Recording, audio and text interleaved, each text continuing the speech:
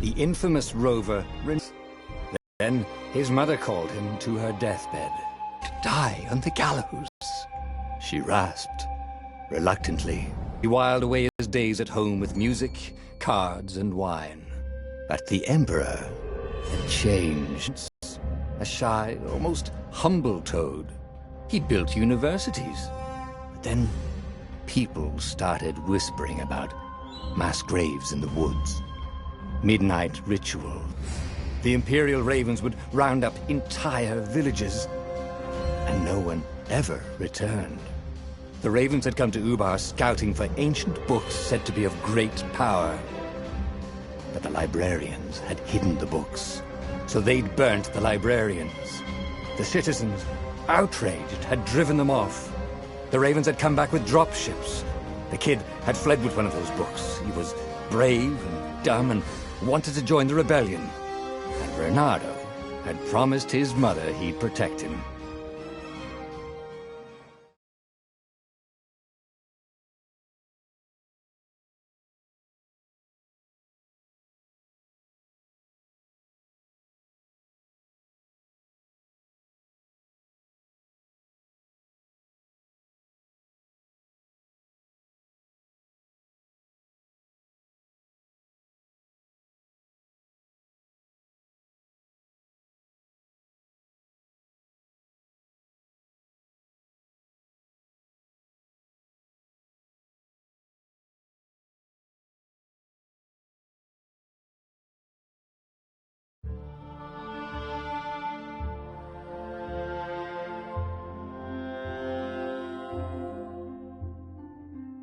The kid was looking down, watching his city burn. Sorry, kid, Bernardo told the kid. Look, if we give them the book, they'll leave you alone. My mother died for this book! I promised her I'd protect you. Oh, damn it. The kid had run off. With the book, of course. So Bernardo had to run after him.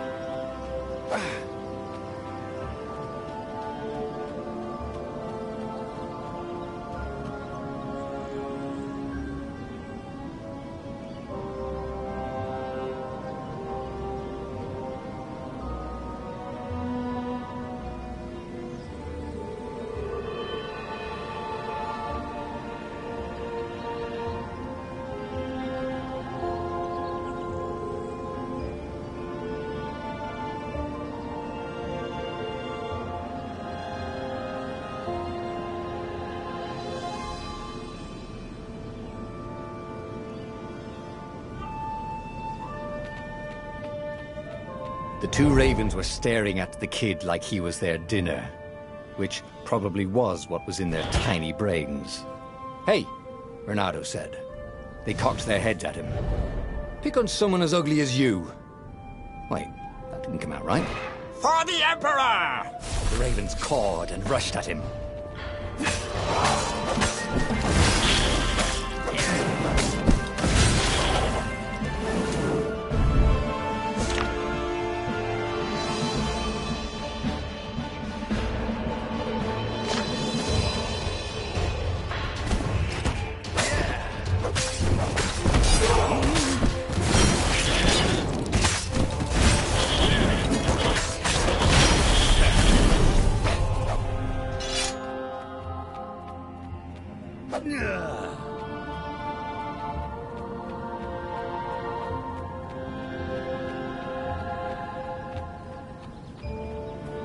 A dropship flew overhead. He hoped they hadn't noticed him. The kid.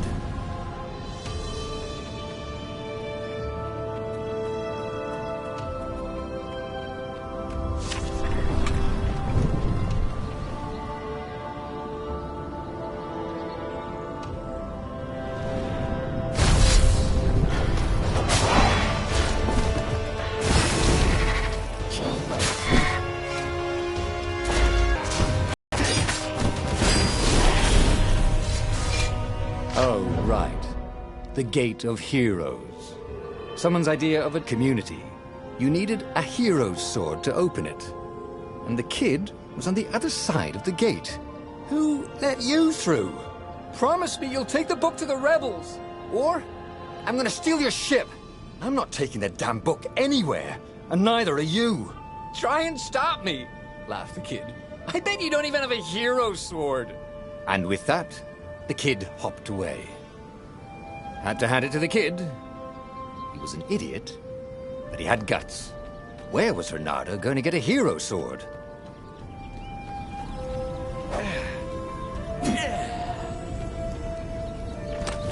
Ore and wind essence? That sounds about right. I'll need a workshop, though. Perfect.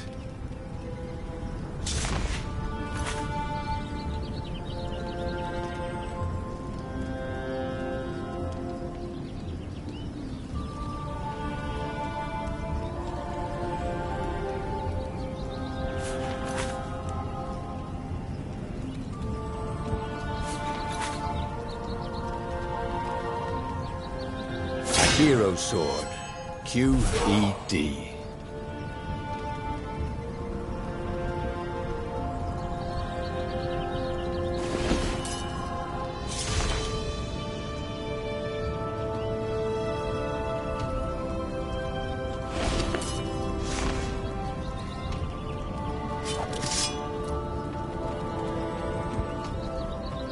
This is what he got for settling down and finding people to care about.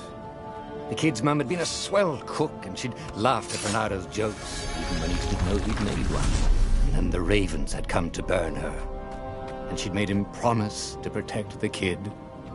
But she never told him where the book was, just the kid.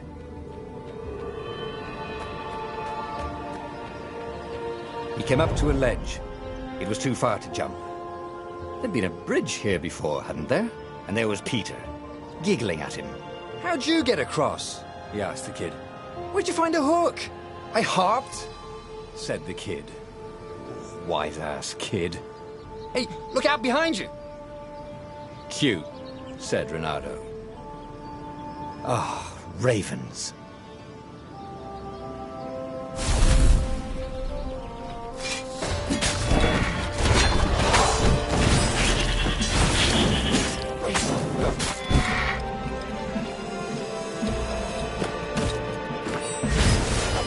It was time to talk some sense into the kid. Just hook his way across the ledge and chase the kid down. Thing was, he hadn't used his hook since he'd retired. How had he done it? Maybe if he meditated. At that altar there, he'd remember his old skills.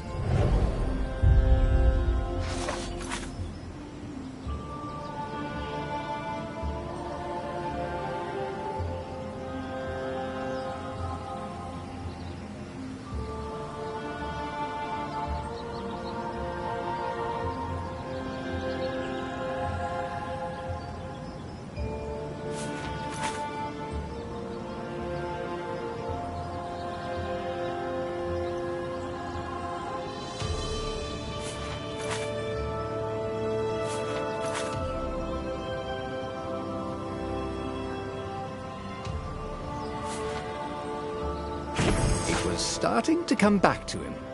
Something you never completely forgot, like how to freeze time when attacking. The more he fought, the more he'd probably remember.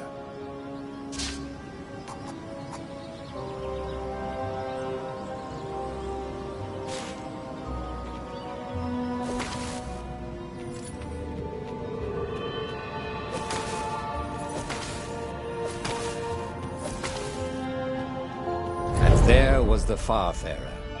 She was the fastest ship he'd ever known. She could do the Kestra run in 12 furlongs. Oh, so the salesman had told him. And something told him the kid was about to walk into an ambush. Stop! He shouted. I'm not giving you the book! Shouted the kid, and took off. No! Peter! But the kid ran for it. And a goggler nailed him with its eye beam.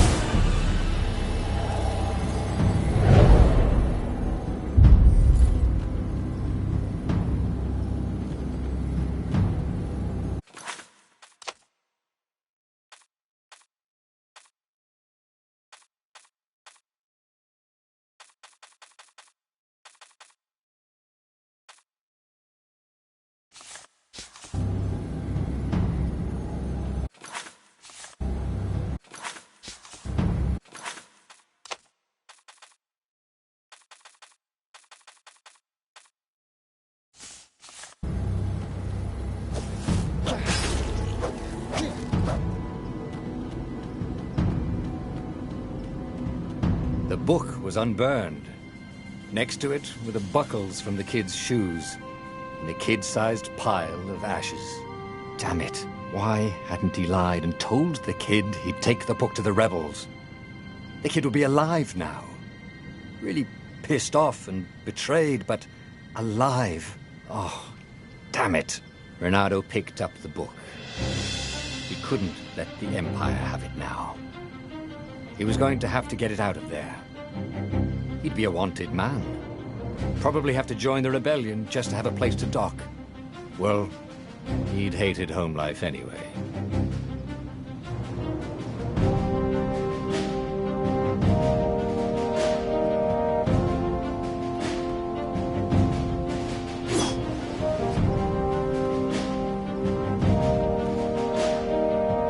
What was the big deal about this book anyway? Maybe he should open it and find out. All that had been years ago. How many? The war was a blur, and now 3 Raven scout ships were chasing him. "Where are you running, rebel?" cawed the Raven captain over the loudhailer. Renato could see them cranking up their catapults. "Just going out for milk?" Renato yelled back. "Where can you run?"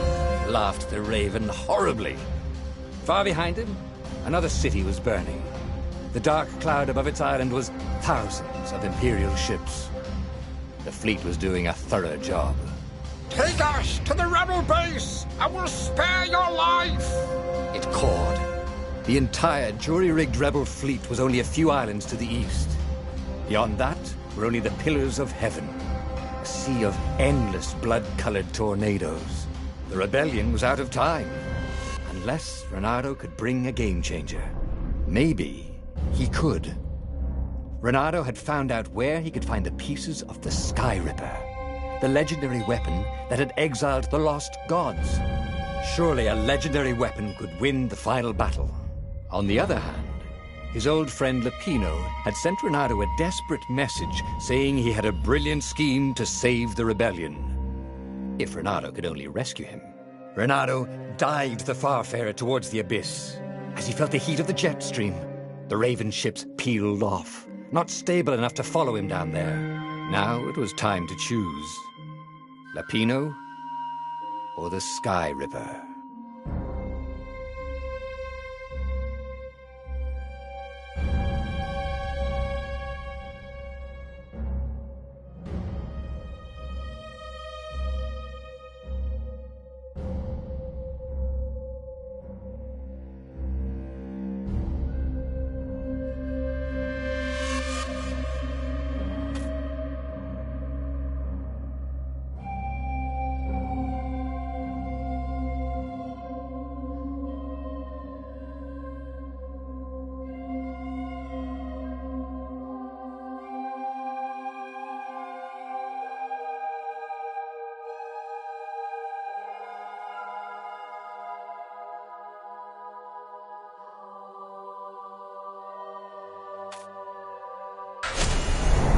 Lapino.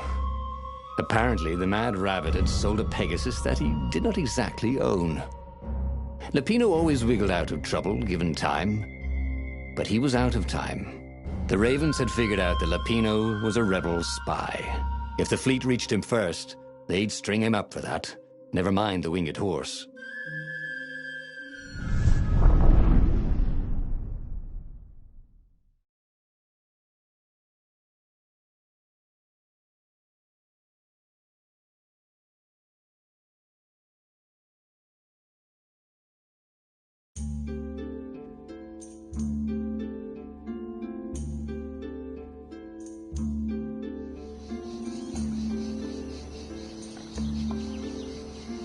Lapino had apparently managed to confuse the judge by arguing that he hadn't actually stolen the winged horse. He'd only sold it. But wait, where was the prison? The village was empty. Had everybody fled the Ravens?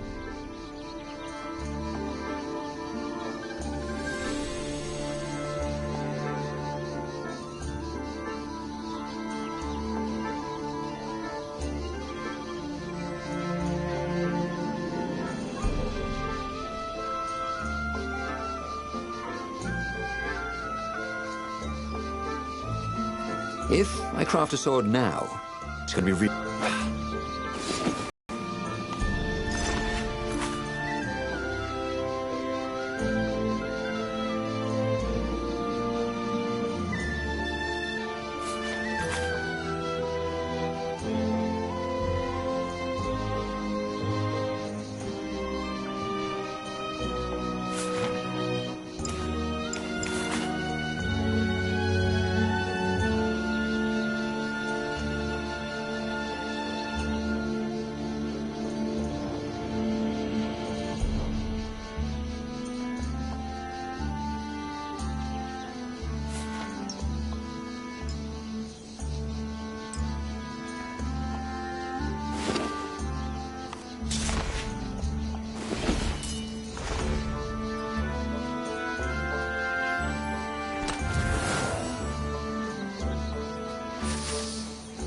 made all these ore chests anyway?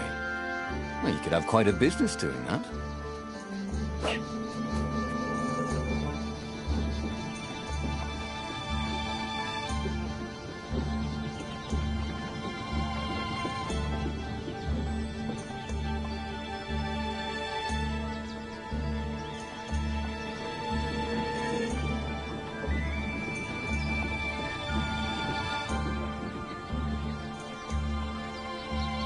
The ravens had taken the town. Renato had seen villages emptied like this. All the people taken away to be sacrificed in the Emperor's secret rituals. Renato hoped the people were just hiding.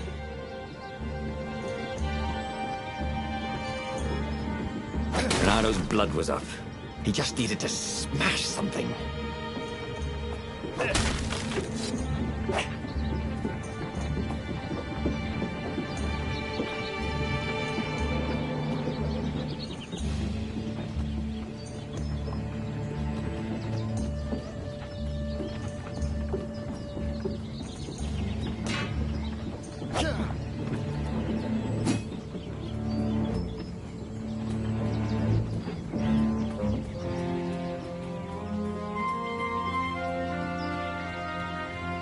He wasn't that good. Yet.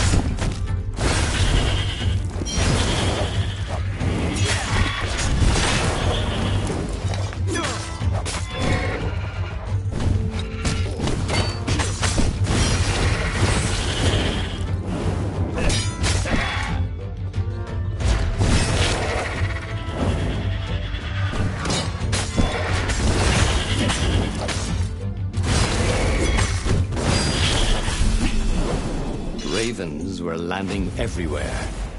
The advance guard. He'd better get moving. If they got to Lupino first, they'd eat him for breakfast. Or a snack. Ravens weren't picky. If they got hungry, they sometimes forgot to interrogate their prisoners. Even top spies like Lupino. Where had the mad rabbit got to?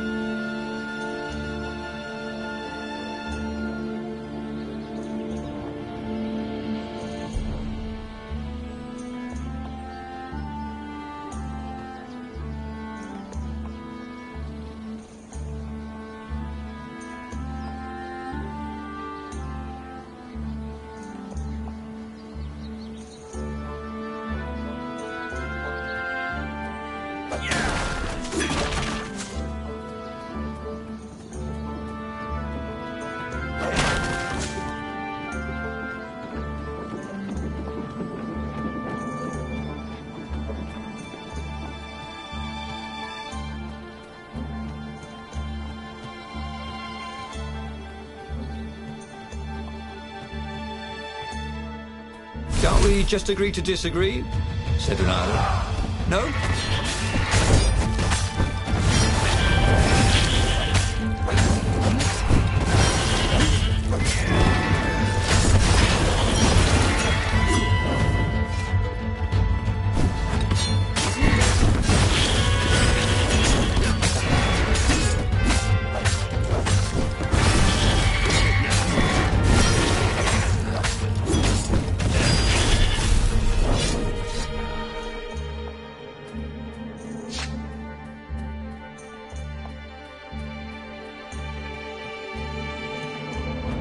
Renato felt a chill run down his back. Or possibly a flea.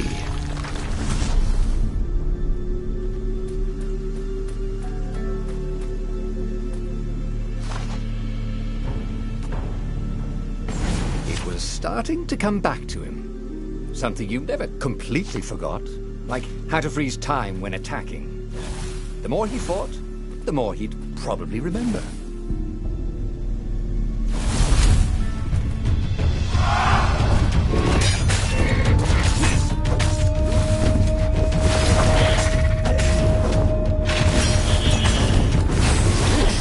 With the new aerobics craze.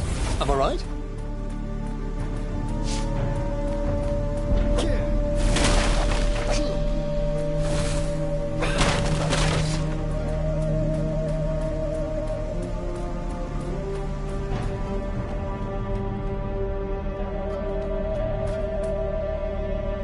Dirty and bloody, Renato finally reached Lapino.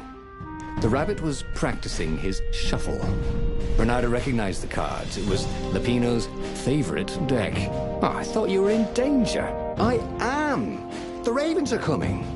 Oh, the prison thing. Right, yeah, we see this guard owed me 53 ducats, so we made a deal. They're very reasonable.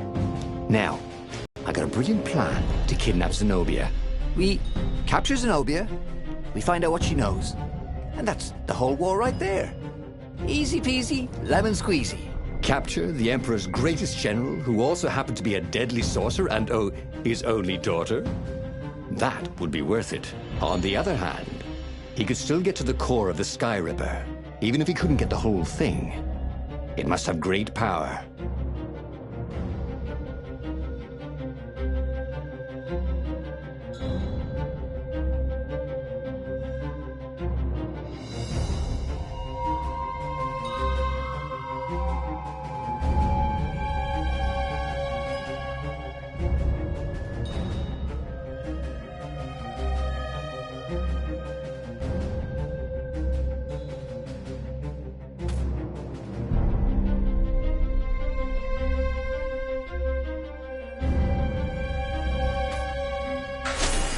Zenobia wasn't just the Emperor's daughter, of course. She'd been Renato's best friend in Sword Fu school. And you're still mad for her, the rabbit reminded him. They'd been close. She'd told him things no one else knew. But she'd never told him who she really was. She knows all the Emperor's plans, chuckled the master spy. She won't give them up easily. She'll tell the interrogators, all right, said Lapino. Taking her would change the game, all right.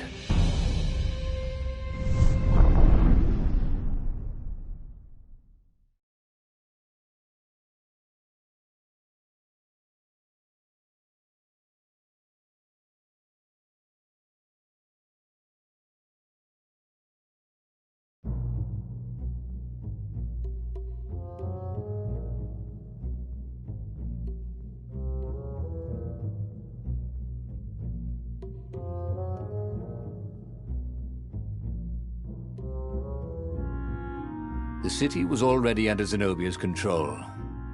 I had to admire her efficiency.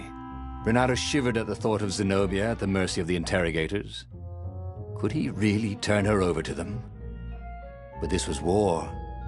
It wasn't meant to be pretty.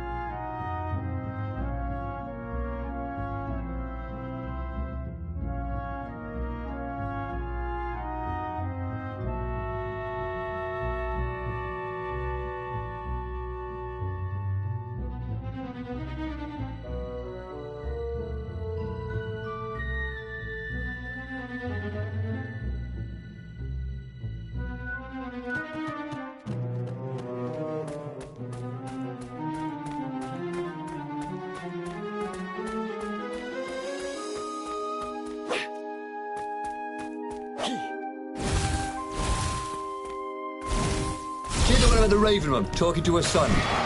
Don't write. Don't call. Get it? Call? I just made that up.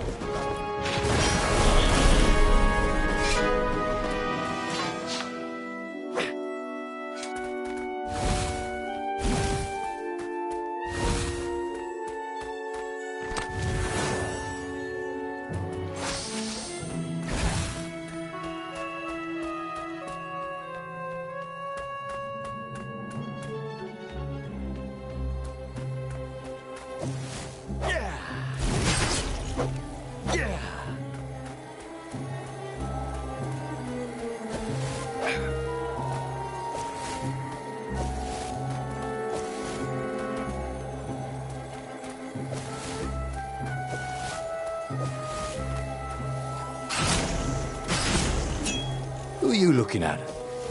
Oh, right. No one.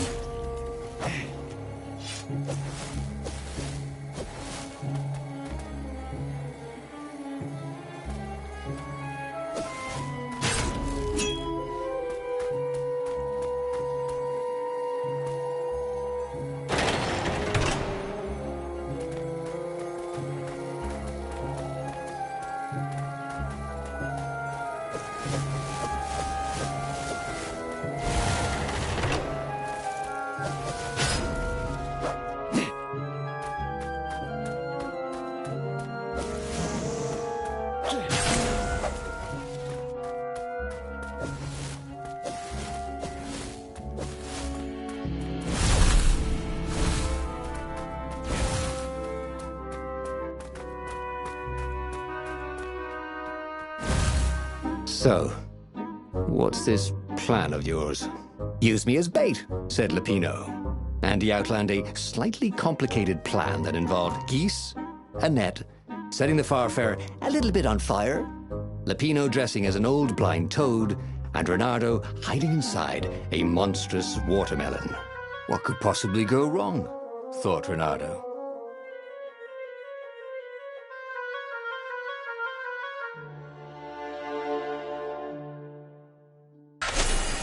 Oh, this is going to be fun, said Lupino, as he ran to go set up his marvelous plan.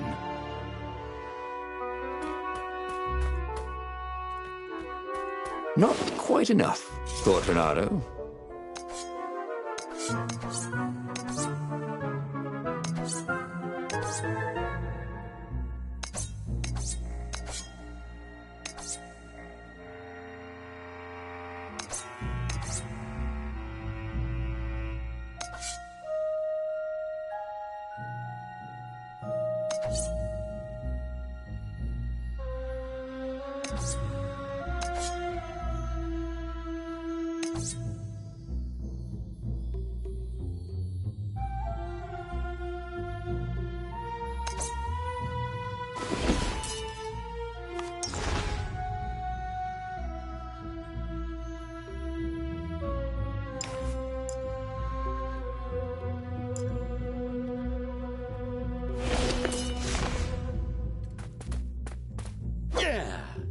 Sometimes, Reynardo really hated inanimate objects.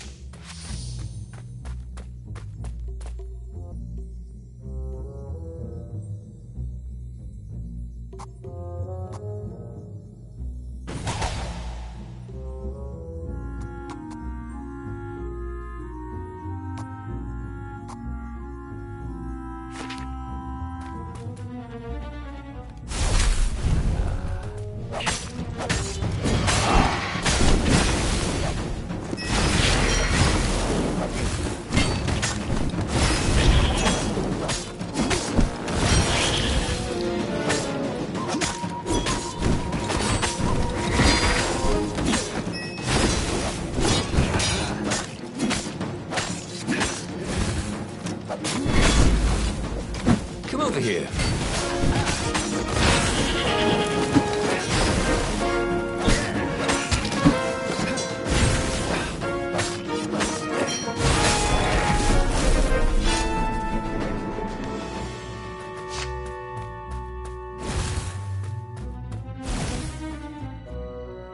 Reynardo felt dubious about the whole plan.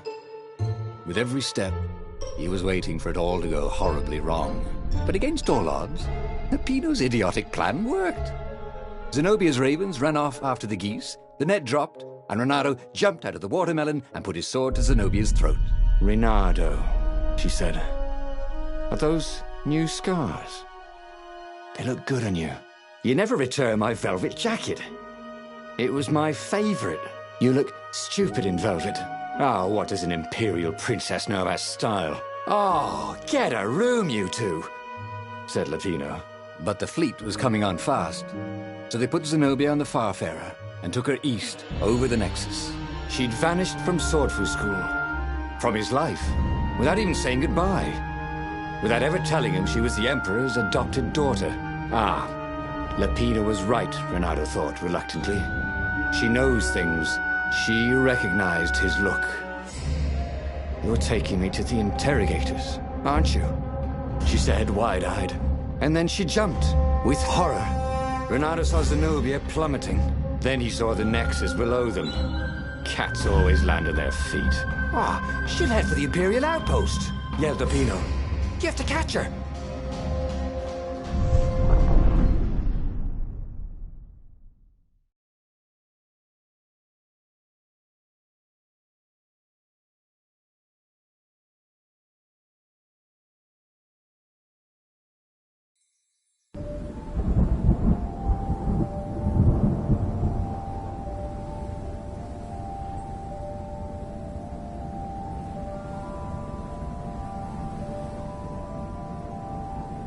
Cats can run faster, but foxes can run longer.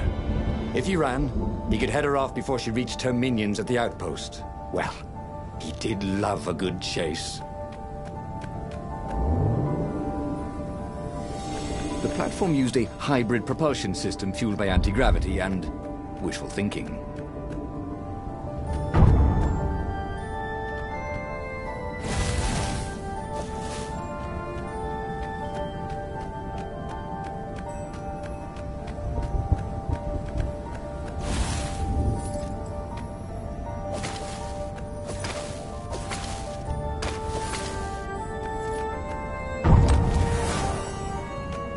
I wonder what I could make with all these sword crafting materials, thought Renato.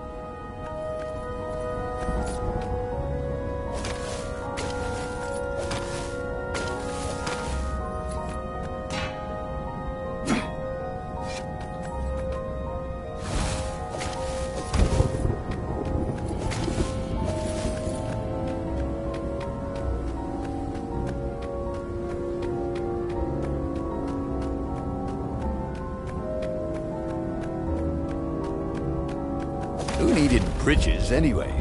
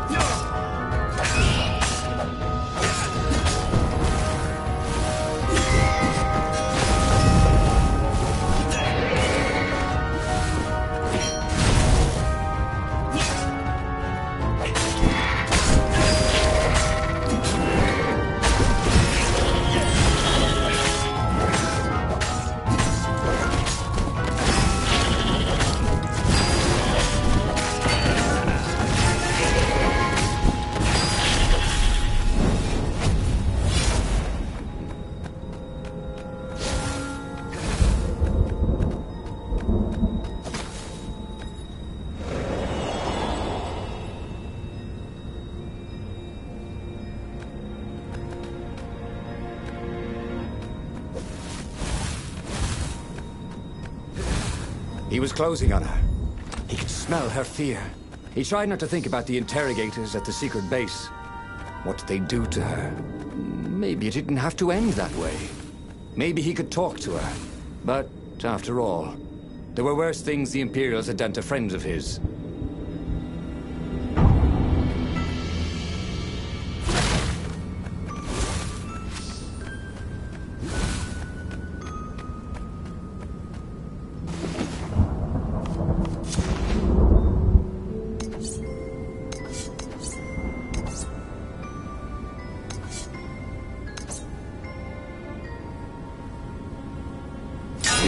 The old sword was always a little better when he sharpened it.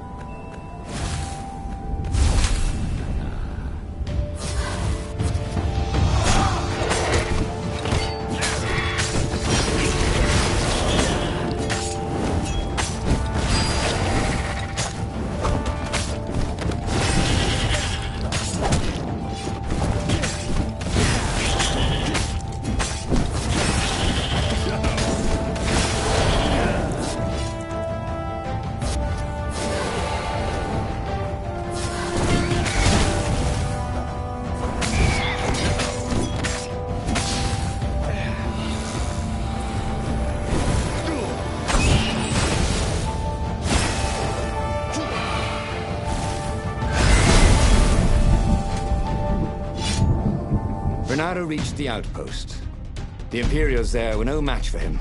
Soon after, Zenobia limped up the path. When she realized he was already in front of her, she didn't even try to run. "Oh, you left without saying goodbye." Again, he said, "Please, I'm enjoying this a little too much," she said, shaken. "Oh, spare us the chit-chat, would you?" said Lapino as he shackled her hands so she couldn't throw spells. She knows all his plans. All the way back to the Farfarer, Lapino nagged Renato about how the interrogators would pry all the intel out of Zenobia. How that would turn the tides in the imminent battle. All they had to do was take her to the rebel secret base. Renato didn't like to think about what the interrogators would do to her. Couldn't he just talk to her?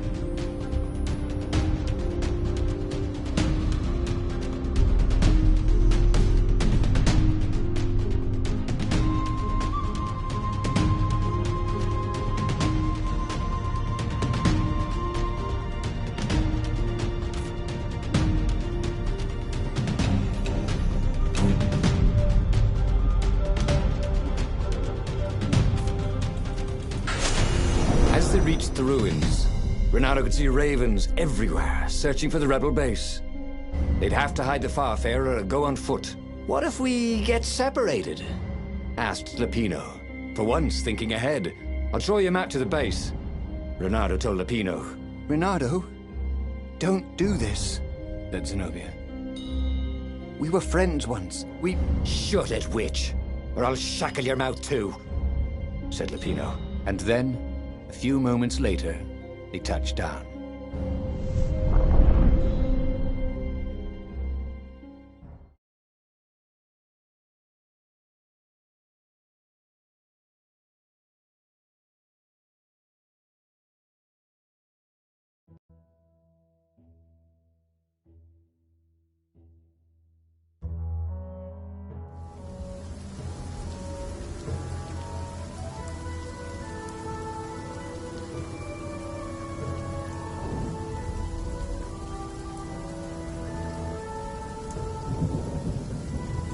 As Lapino pulled Zenobia off the Farfarer, Renato readied himself for the battle ahead.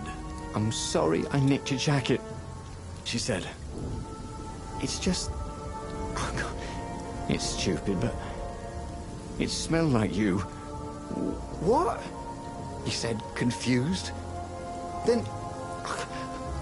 why didn't you ride? Why didn't you far speak?" "Oh, save the romantic nostalgia. Let's go!" shrieked Lapino. So Renato launched himself down the path to the secret base.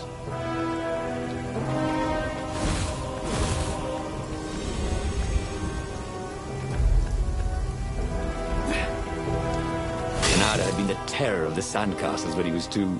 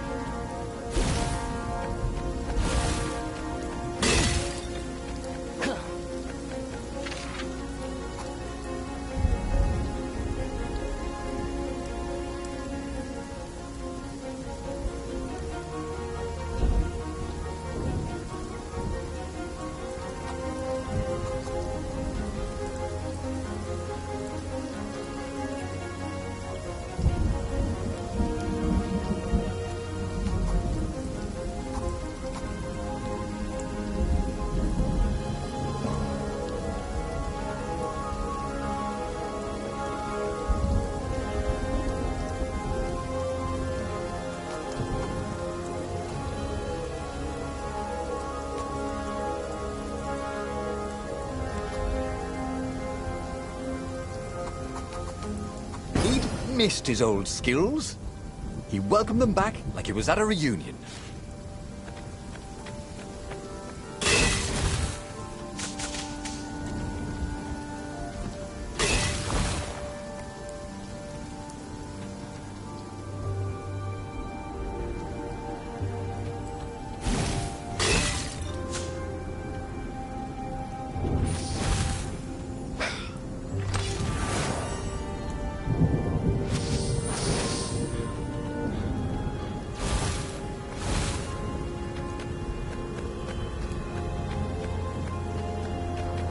Impatient.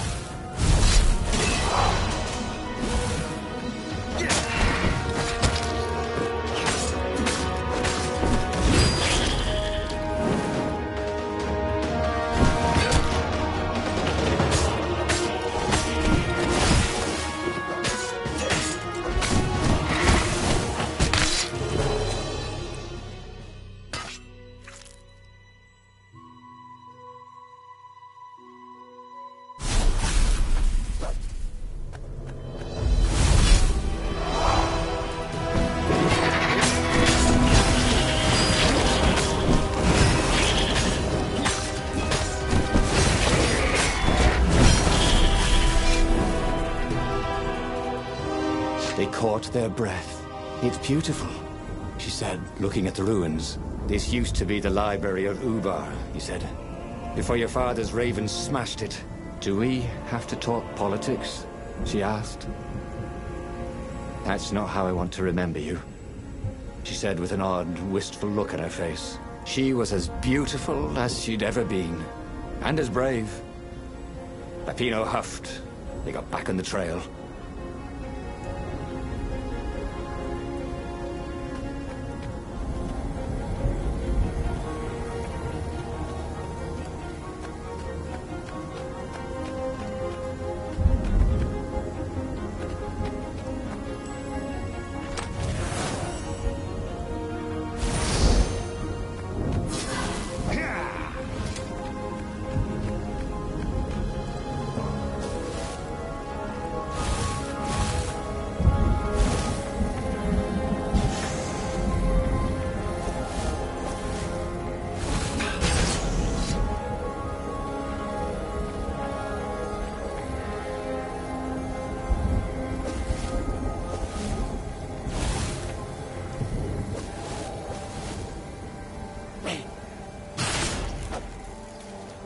Well, the eyes have had it.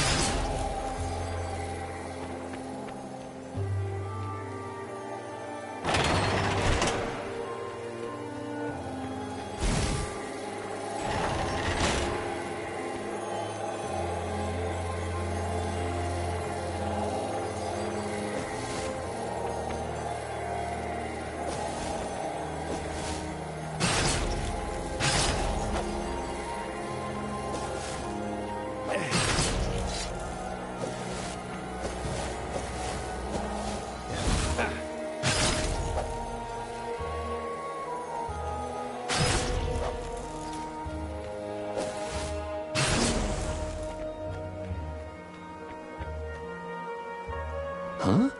A lever? That was new. Most people still use doorknobs.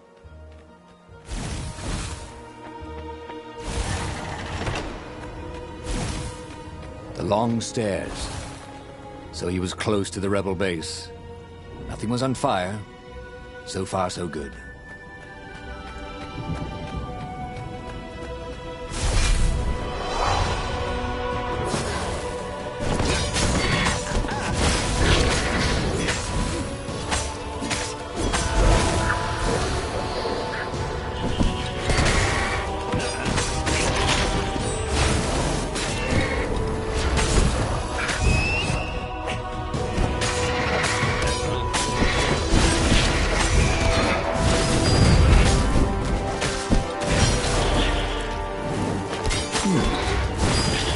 Hero wall, hero sword, ice wall, ice, human.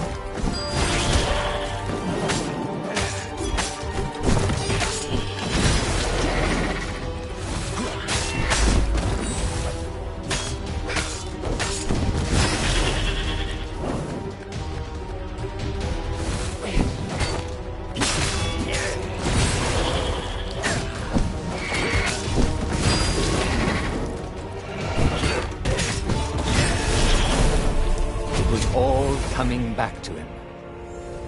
He wondered what he'd remember next.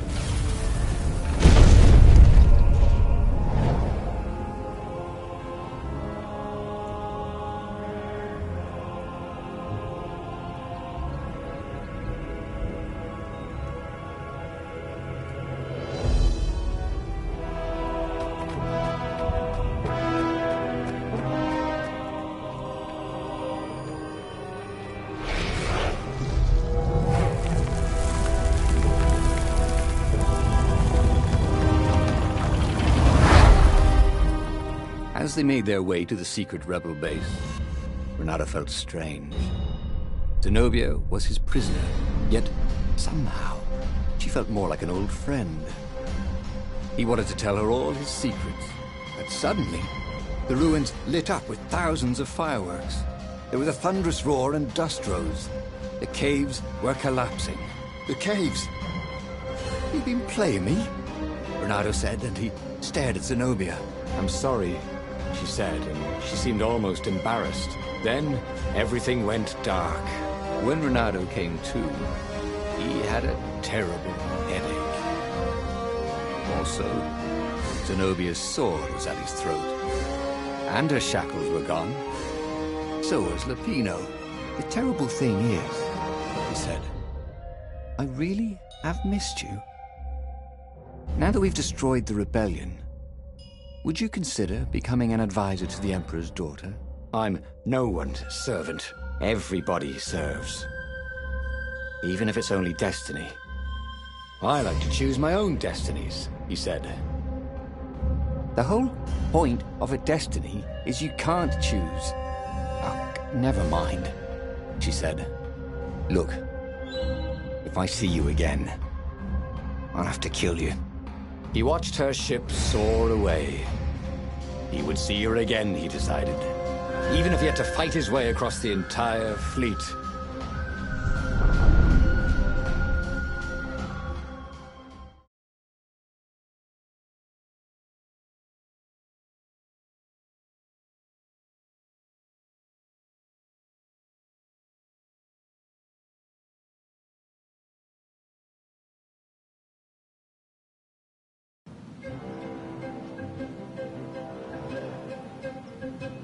The Imperial fleet was cleaning up the few rebel remnants.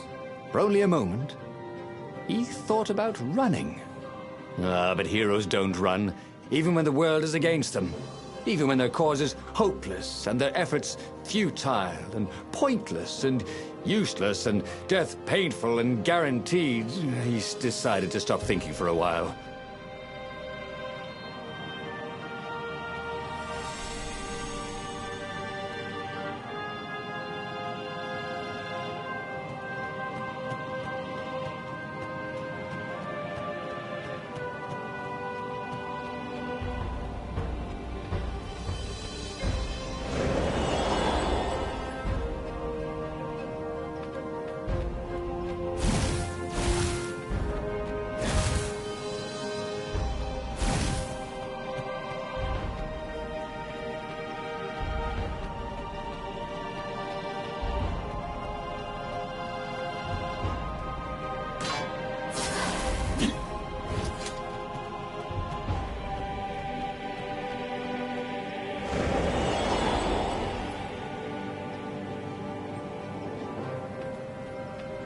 Renato felt like he was ready to learn new things.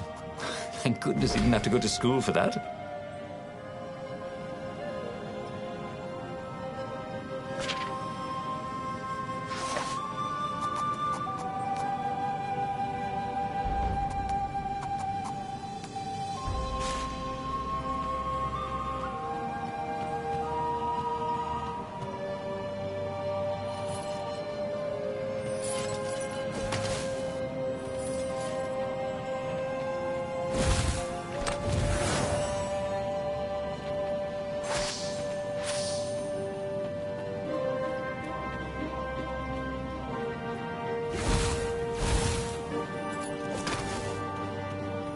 The portal was heavily guarded. It must go someplace they really didn't want it to go.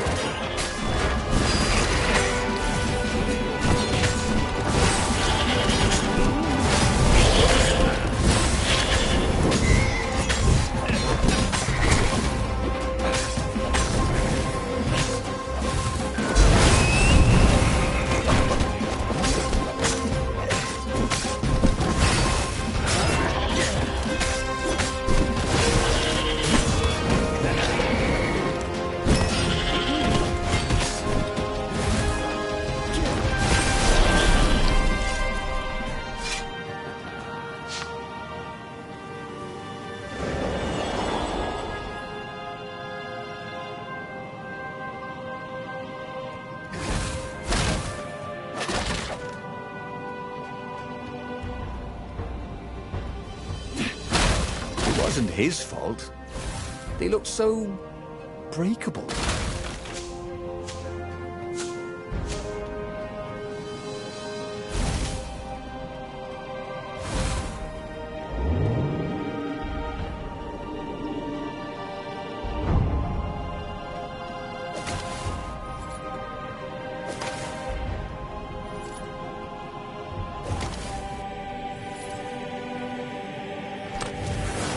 Once, Renato had been to a dungeon where all the chests were locked. It was awful.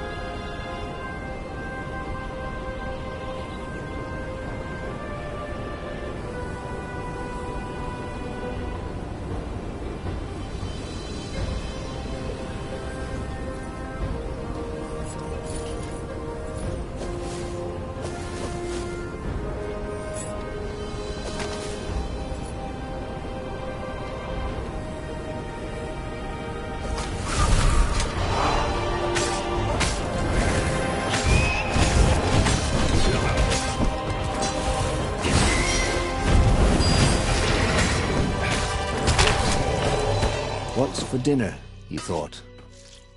I hope it's not broccoli.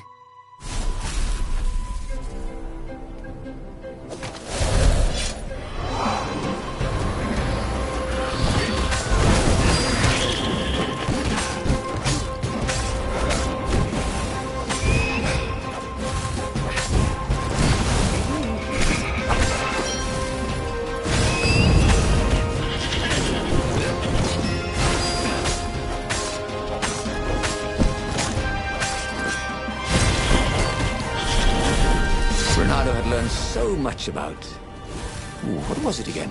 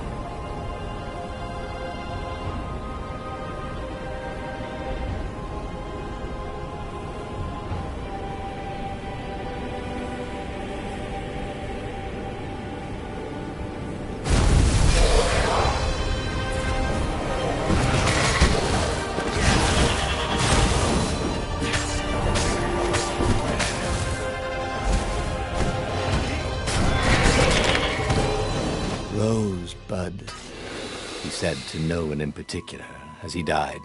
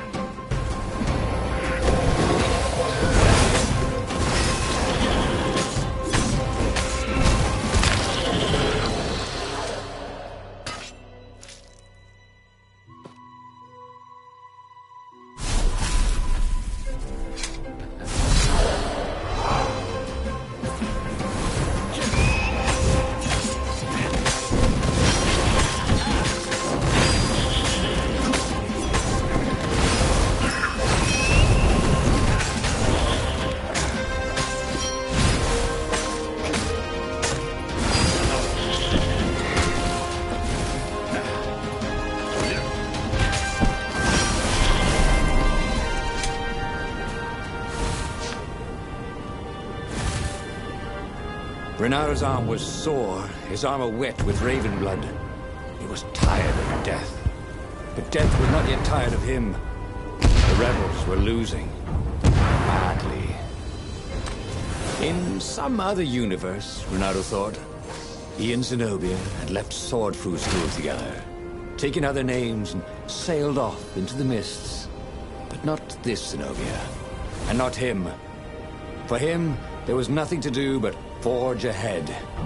Kill the Emperor and end this.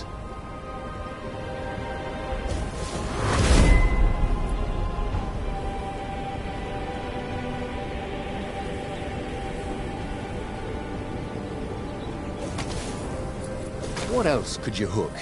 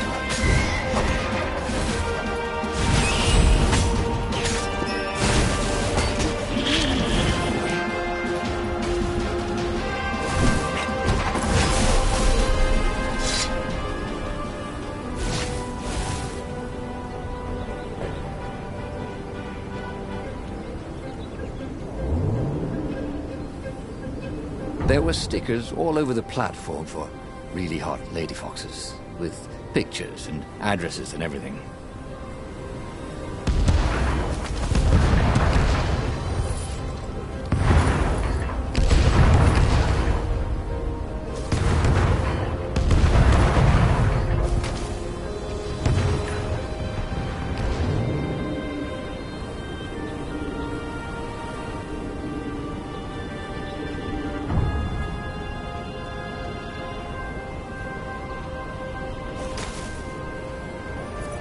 Soon he'd confront the Emperor.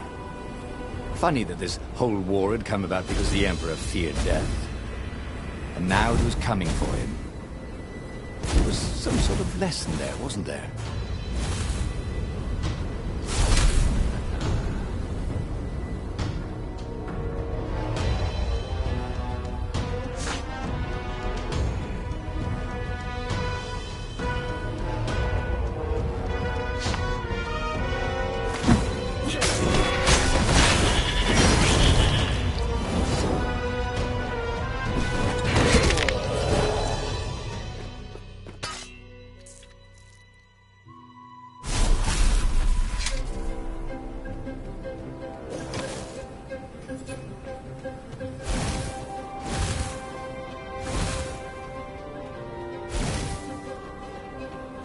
And this is why Hugh...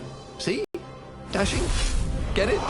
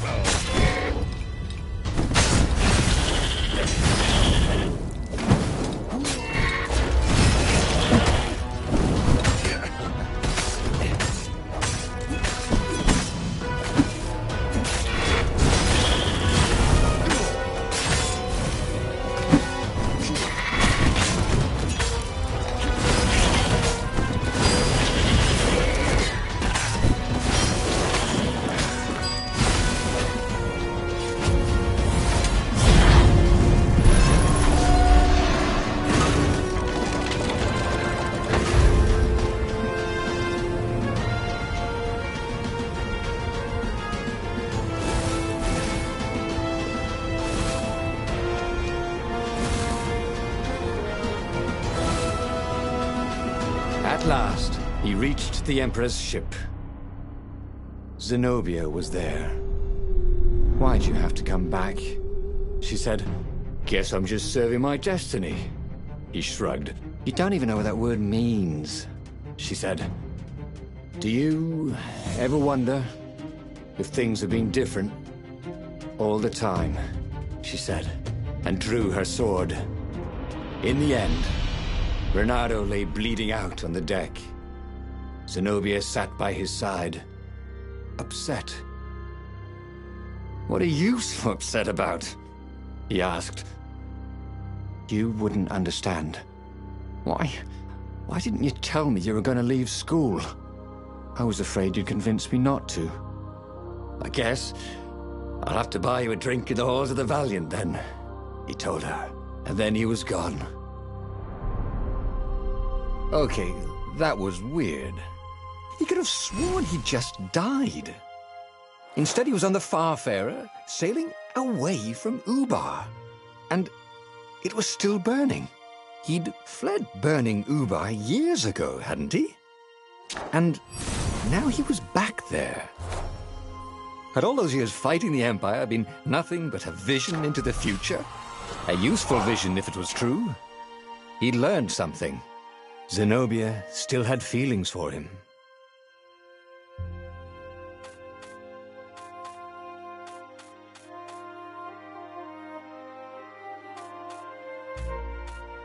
He'd made bad choices. But now, when the real battle came, he wouldn't make those choices. He wouldn't make the same mistake twice. The book's pages began to flip backwards, towards the beginning. And he realized that his adventure was just beginning. The clouds parted over the Isles of Boreas. It was time to choose. The rebellion was in trouble. Ravens were scouting for the secret rebel base. They needed a game changer. Pieces of the Sky Ripper had surfaced. Or so a scholar in the mountains had told him. Surely the weapon that banished the lost gods could defeat the Emperor. Also, a temple had risen out of empty desert. The Emperor had brought the Sky Ripper pieces up out of ancient burial by his obscene rituals. Could this be where the Iblis stone was hidden? Someone better get it before he does, thought Reynardo. On the other hand, his old friend Lapino needed rescuing. Lapino was no game changer, but could Reynardo really leave an old friend to the ravens?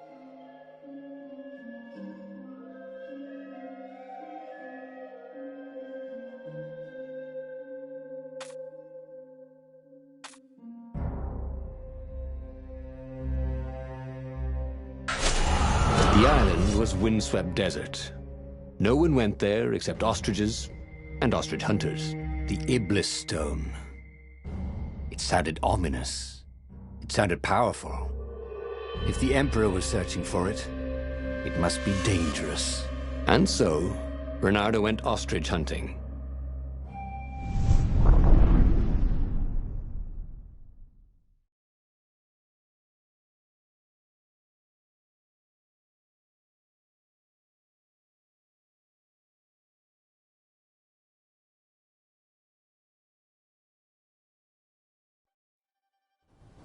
Every child could sing verses about the Sky Ripper, but ancient codices held hints of other things. A stone that ate soul, a jewel only a righteous man could give away. Were all these things the Iblis stone? Long hidden in a buried temple? Another ancient item that was only resurfacing now? Drawn up from the deeps by the Emperor's horrific rituals?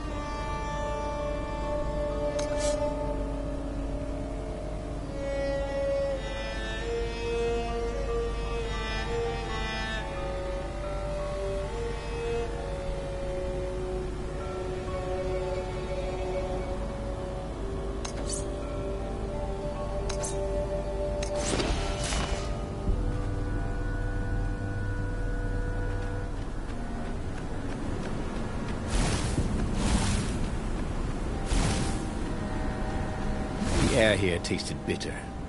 The steps were too tall for a person. The entire place felt restless, like it had been vexed to nightmare under the dust, waiting for its hour to come around at last. Come on. One fox, no waiting.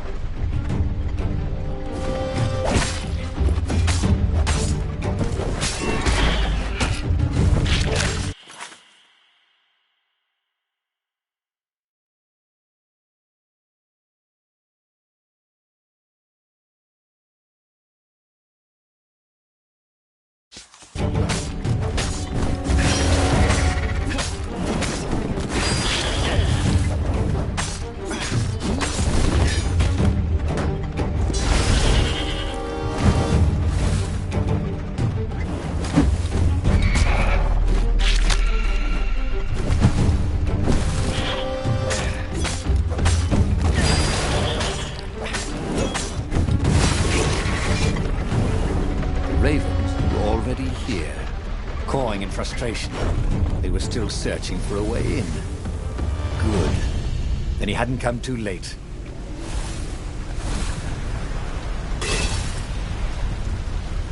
Reynardo felt a little better.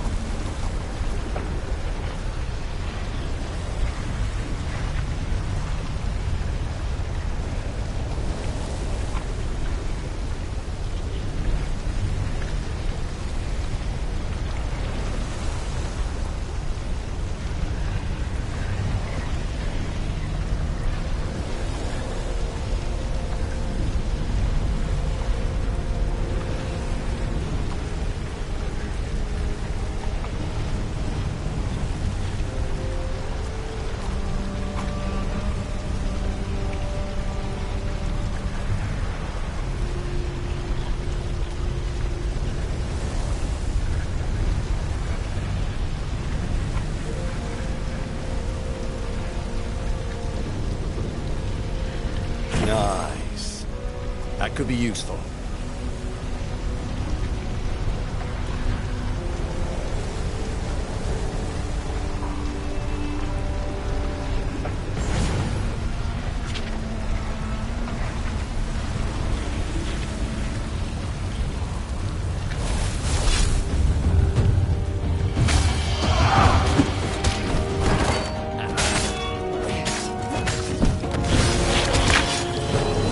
Should have done a barrel roll, he thought, as he died.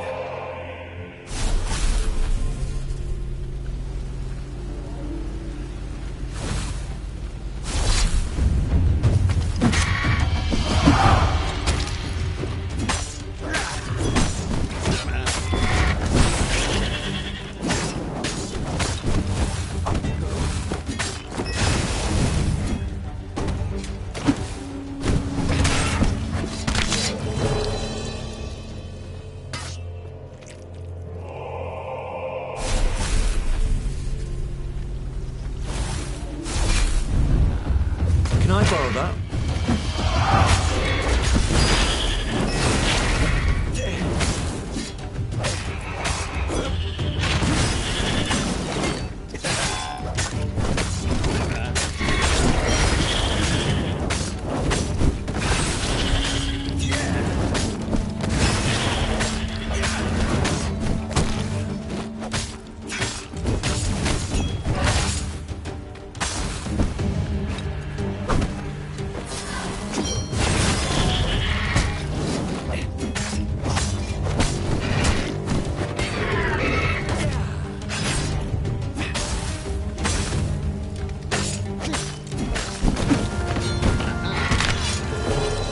Wallabies, he thought. Why did it have to be wallabies?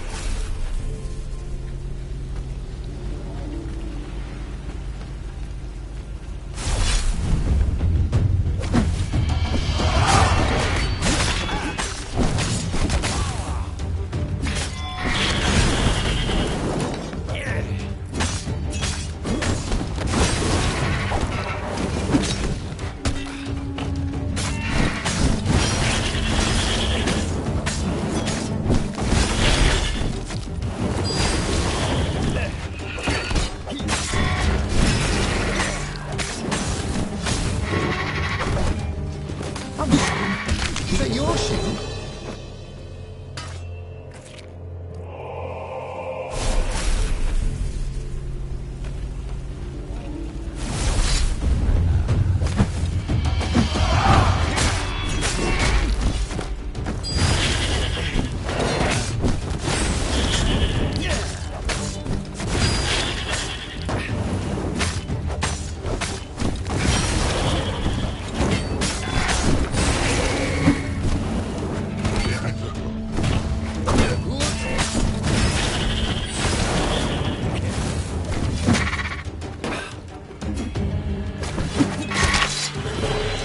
One small step for a fox, he thought.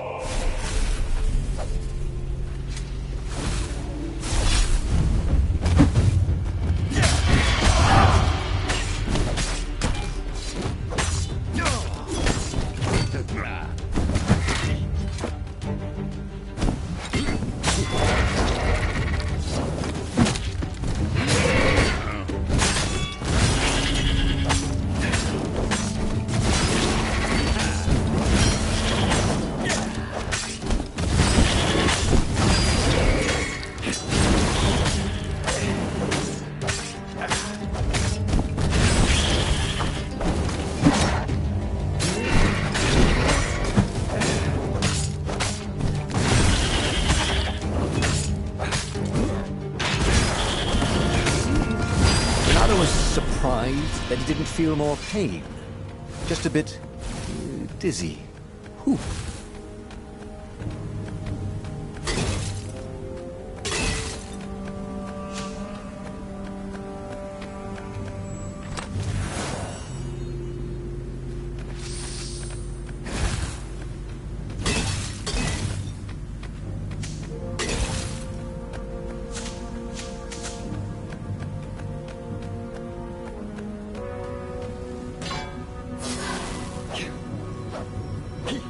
Good to practice your moves, thought Renato. Keeps you limber.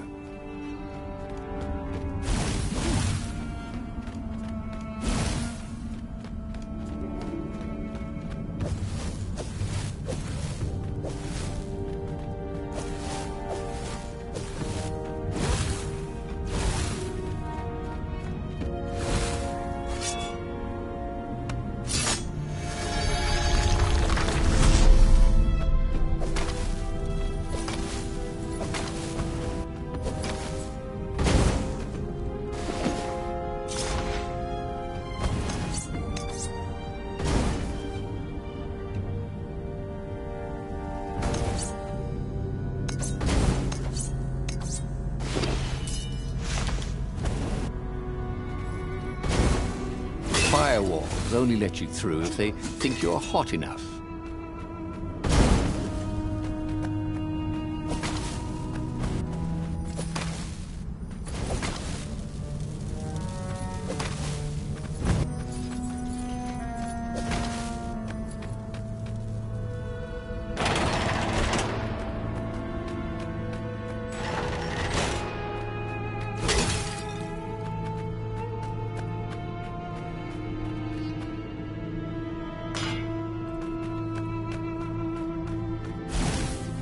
He was practically sure he'd find something useful in one of these things.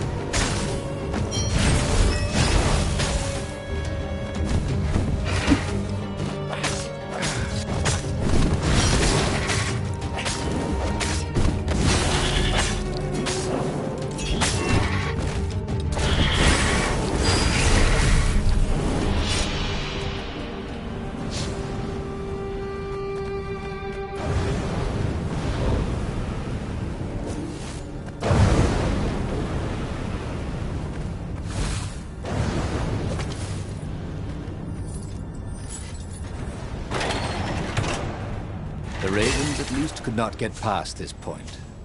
Obviously, the temple builders knew how to deal with tomb raiders.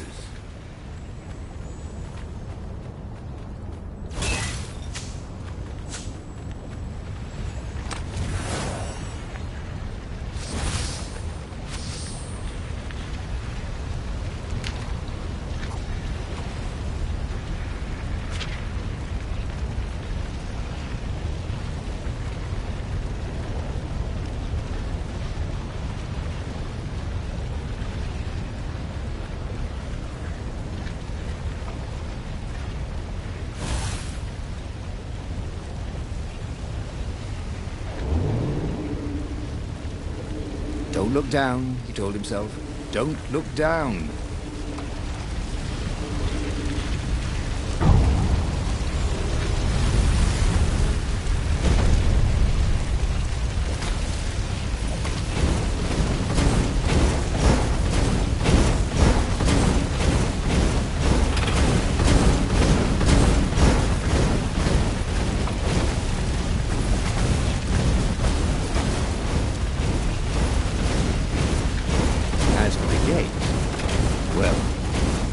Take her or leave her. Sorry, best to do.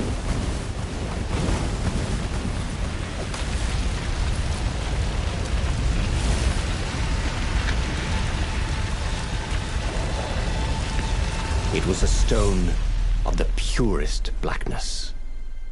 It reflected no light, like a void made solid. Nervous, he picked it up.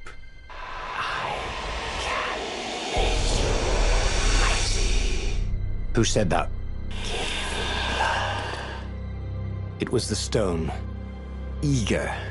Thirsty. Kill the Emperor's daughter.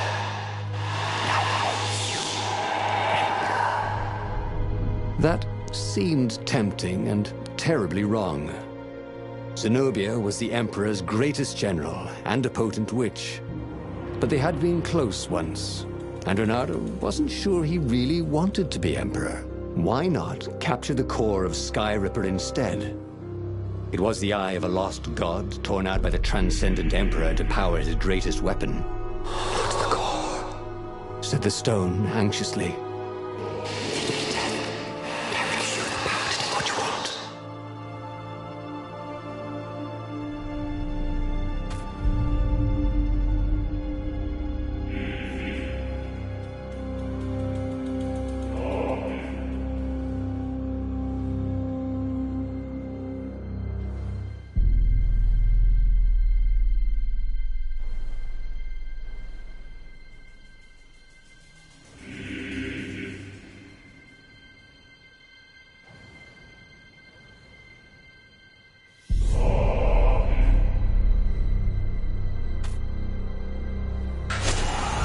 Was he listening to a talking rock?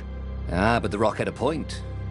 If the stone could truly turn him into a powerful warrior, he could defeat the Emperor with the very weapon the wicked old toad had sought for himself. To be a hero, you had to sacrifice old friends sometimes, especially when they've become enemies.